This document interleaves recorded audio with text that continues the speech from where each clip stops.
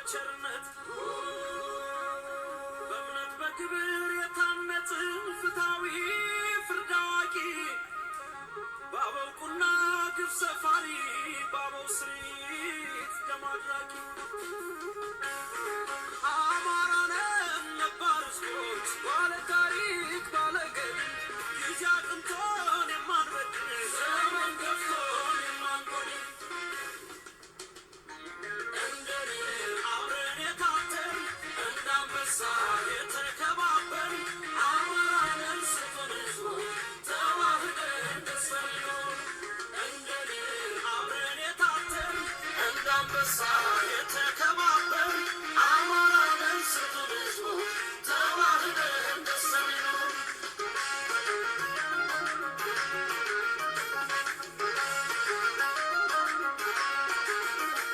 የዳማት ባላሻራ የአክሱም ዙፋን አልጋ ወራሽ ቅድማለም መንግስት ወጣኝ ቅድማለም ተመቀሳሽ አማራነን ስጡን ሕዝቦችን የሃሮሃን የተከበረ ሐውልት ያቁም መቅደስ ያንጽን ድንጋይ ፈልፈል አለበር Einen wunderschönen guten Tag.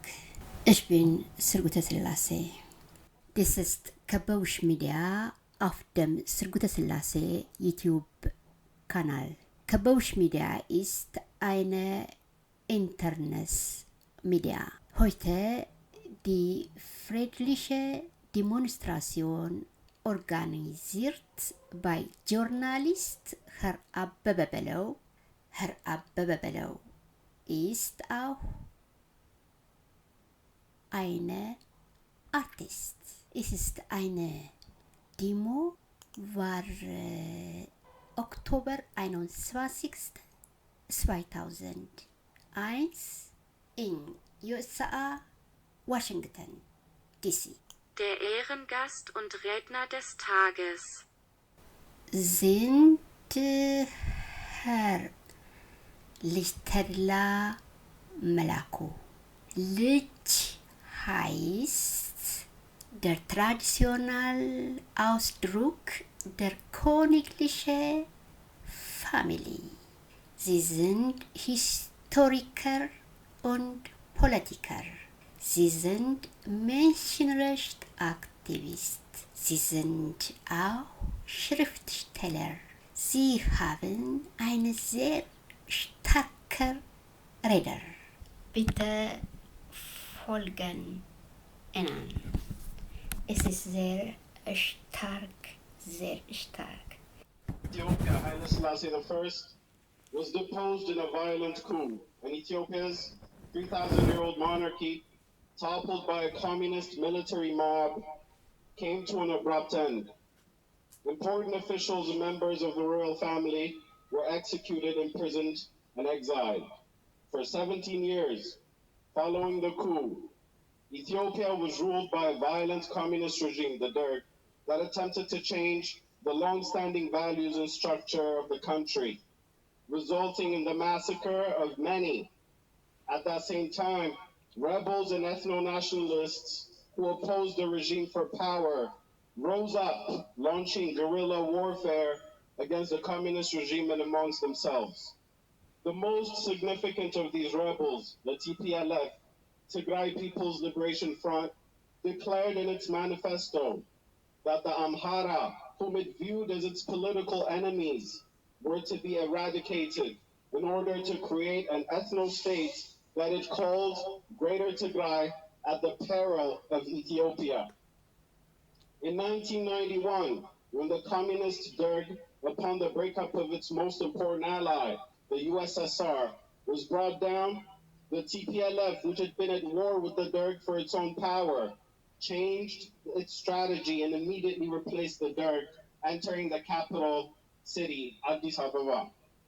The TPLF, finding itself as the new government of Ethiopia, galvanized other anti-Ethiopian rebel groups that described themselves as liberation fronts, and throwing out Ethiopia's constitution, established an ethnic constitution that divided Ethiopia into 9 major, practically autonomous, ethnic unitarist states.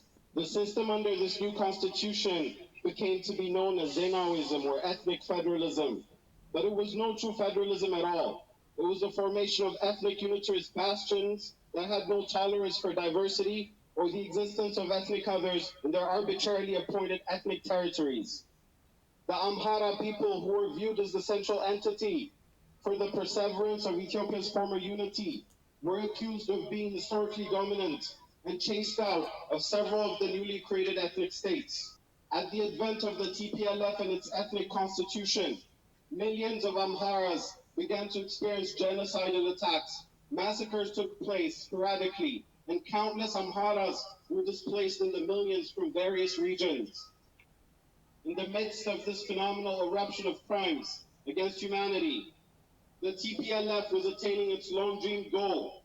Ethiopia was breaking up from its core, and the genocidal attacks were not gaining any significant attention, either by most Ethiopians who were victims of TPLF's chokehold and propaganda rhetoric, or by the international community that was not made aware of what had been taking hold.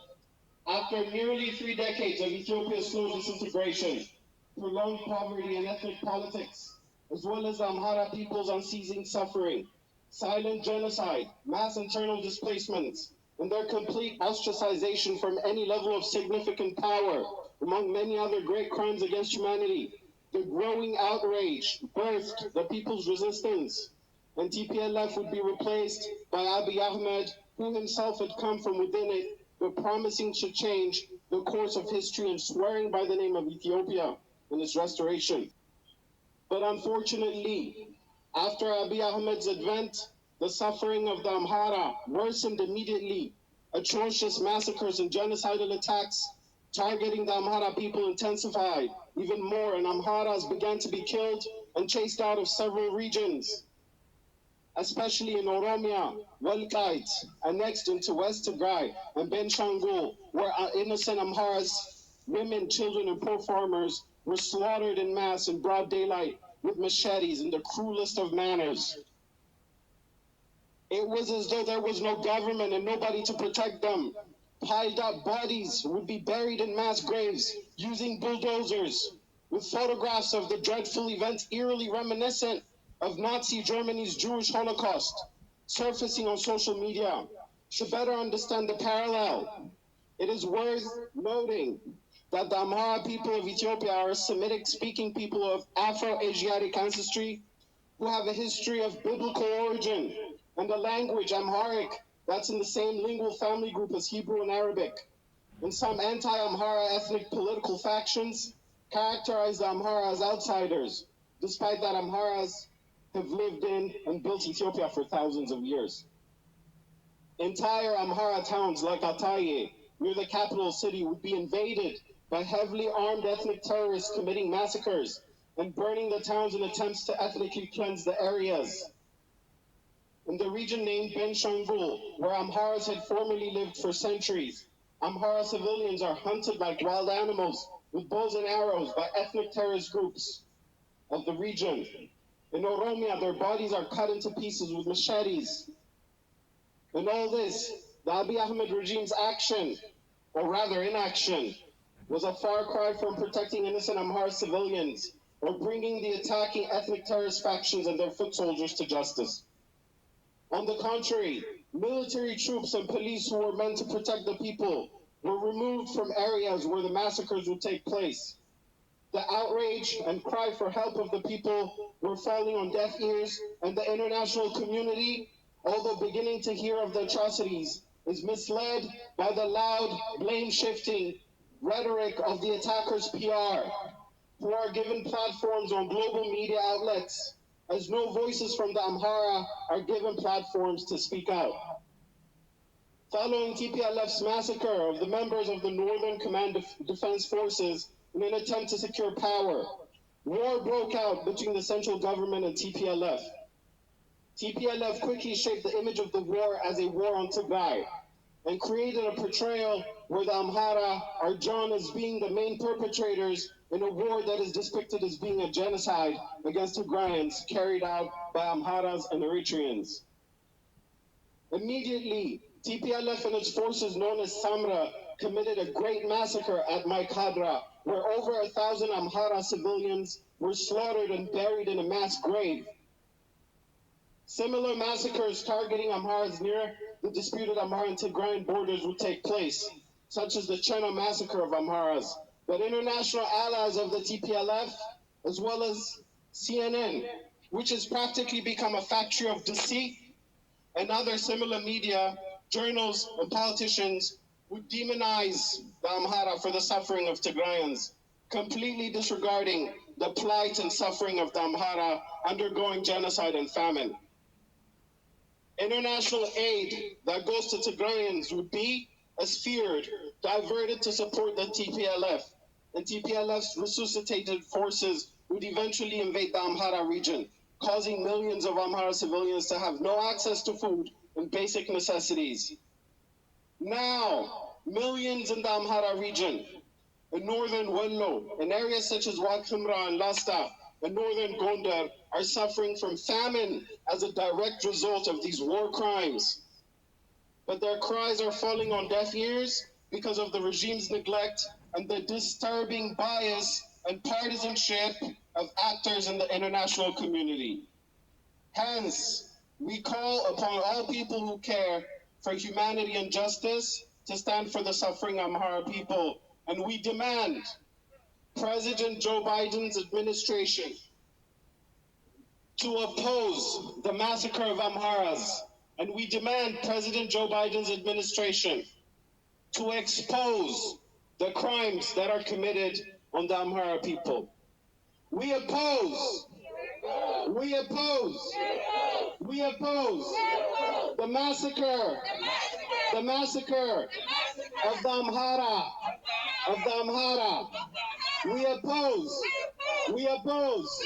the massacre of Amhara people. We oppose the genocide of Amhara people. We oppose the genocide of the Amhara people. Joe Biden,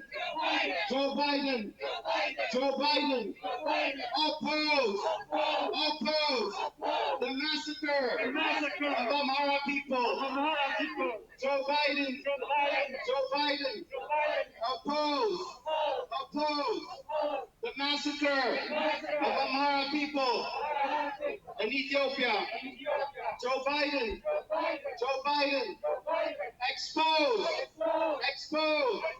the crimes of TPLF. Joe Biden, expose the crimes of TPLF. Oppose the genocide of Amhara people. Oppose the genocide of Amhara people. Expose the crimes of TPLF. Expose the crimes of OLF. Oppose the genocide of Amhara people. Oppose the genocide of Amhara people. Expose the crimes of TPLF. Expose the crimes of OLF. Expose the crimes of terrorists in Ethiopia. Joe Biden,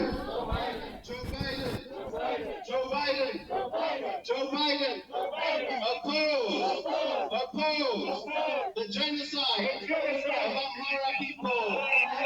Joe Biden, oppose the genocide of Amharas in Ethiopia. Oppose